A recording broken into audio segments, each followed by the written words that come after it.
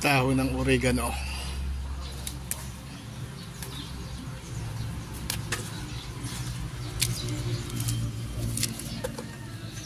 Plus papel. May scratch. Lalamasin. Yan. Ano sa palagay nyo ginagawa ko? Parang baliw lang ano.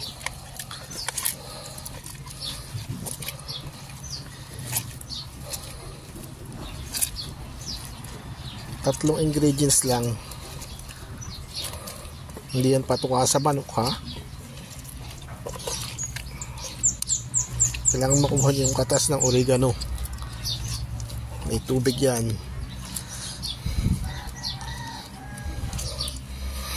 Maganda nga bugbugin pa eh. O i-blender.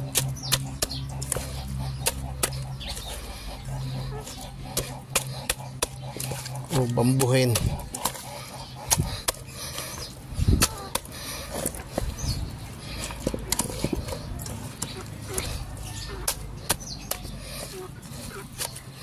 Palagay nyo ginagawa ko.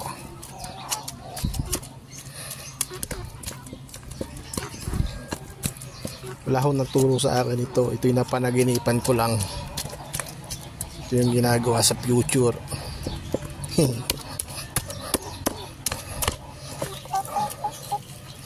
Pinuhin nyo ng pinong-pino. Halos hindi na makita yung maganda, mas maraming dahon ng oregano.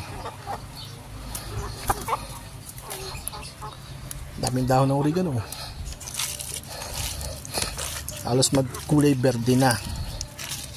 Mas maganda yan. Mas malakas ang bisa.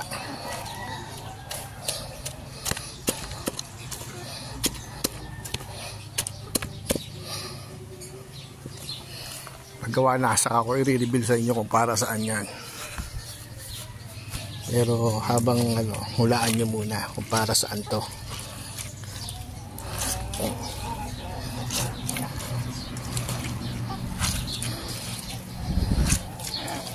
So may mga investigatory project dyan.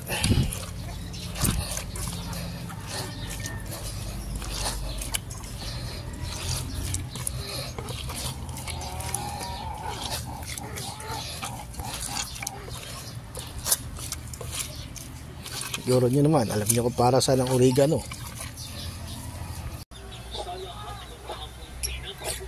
Ito na yung sagot doon sa nilamas-lamas kong oregano. Yan. Kasi malamok dito sa kubo. Yan. Meron na akong katol.